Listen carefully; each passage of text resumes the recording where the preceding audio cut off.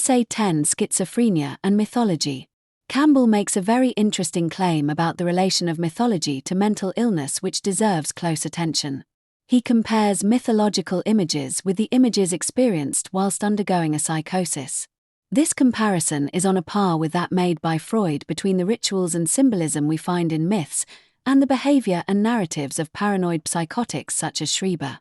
Carl Jung's work on the collective archetypes of the unconscious has been referred to several times throughout Campbell's writings, but it is not clear that Jung can provide us with the theoretical underpinnings we find in Freud's Kantian philosophical psychology. Both psychologists appear, however, to believe that the root of the problem lies in the unconscious, which for Freud contained instincts with an essentially sensoromotor character. In an interview where his disagreement with Freud was taken up, Jung claimed that the disagreement occurred because his work was grounded in Kantian philosophy. Freud also claimed his psychology was Kantian, so the disagreement appears to turn upon this issue. If, however, one appreciates Freud's commitment to Darwin's theory of evolution, plus the presence of Aristotelian hylomorphic principles in Freud's works, then it would appear that at least insofar as Freud's later work was concerned, where we see clearly the influences of both Plato and Aristotle, there is more philosophical content in Freud's theories, especially when one considers the extent to which Kant's work contained a number of hylomorphic principles. Jungian theory proceeds in a completely different direction, attempting as it does to present a trait-based theory of personality.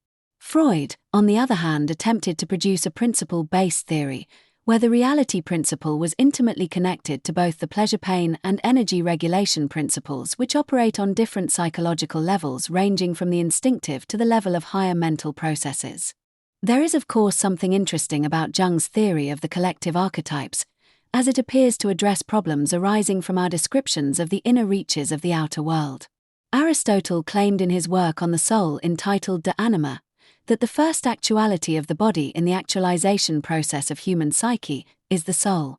Spinoza elaborated upon this by claiming that the first idea of the mind is the idea of the body. Freud in turn builds upon these principles in his later work and asserts that the ego is an agency of the mind, and one of its primary functions is the protection of the body, and this testifies to the fact that the ego is an advanced vicissitude of the instincts that are dedicated to the fulfillment of a large variety of different kinds of needs, ranging from self-preservation to more advanced projects connected to the love life and work life of man. Melanie Klein elaborated upon this point by pointing out the complexity of the ego and to the fact that it can be split into the good ego and the bad ego in a similar fashion to the way in which the baby's idea of the mother can be split into a good mother and a bad mother. Klein's hylomorphic theory also speaks about the relation of the ego to part and whole objects like the breast of the mother.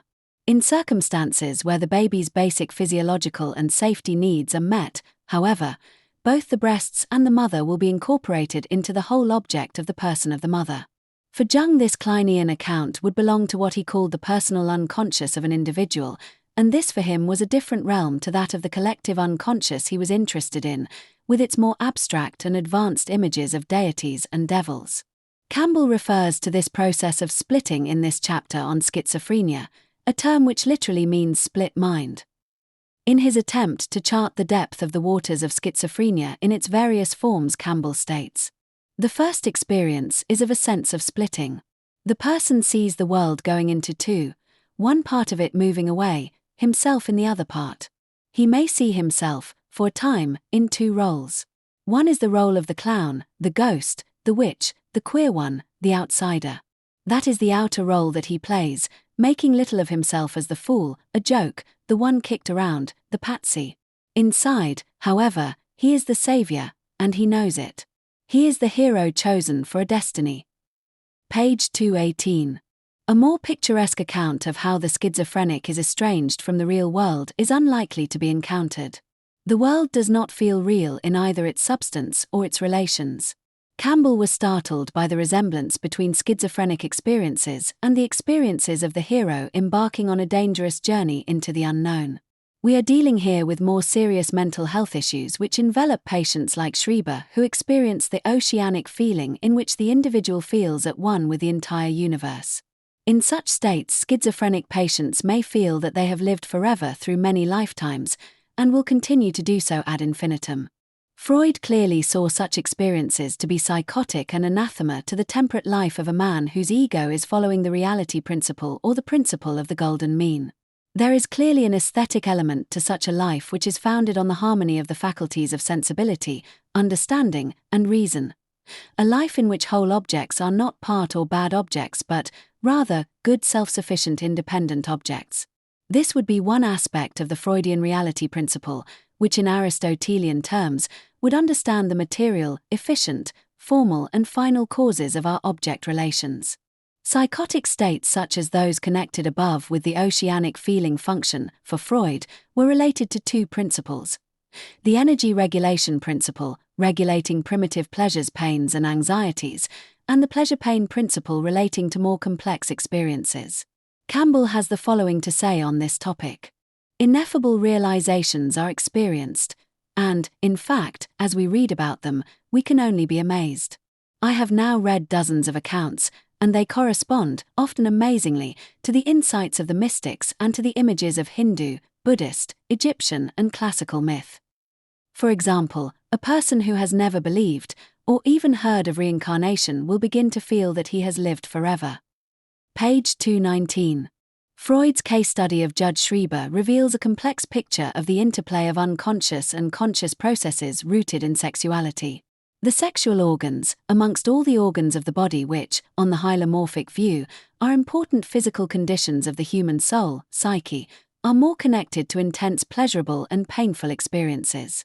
Images also supervene in relation to these experiences. Freud's interpretation of Schreiber's case referred to fixations and regressions to an early stage of libidinal development. Putative conscious experiences relating to beliefs that one loves somebody are shown instead to be disguised feelings of hate, and Freud explains the mechanisms responsible for such reversals. We should, however, be aware that Freud claimed in relation to his interpretation of Schreiber's symptoms that he was dealing only with one type of paranoia. He was also careful to point out that his exposure as a consultant to these types of cases was limited because the authorities did not believe in favorable outcomes for such patients. Indeed, the Schreiber case, like that of Woodrow Wilson, was based on the material from autobiographies and biographies. Campbell also spoke of different kinds of schizophrenia. He distinguishes between those psychoses in which the sufferer is passive and overwhelmed by the experience and the presence of high levels of anxiety, and those in which there is an active decision to bring about the psychotic experience through various techniques including meditation. In the former case, the condition often requires some form of treatment in an institution, because suicide attempts and violence towards others is a part of the symptom pattern.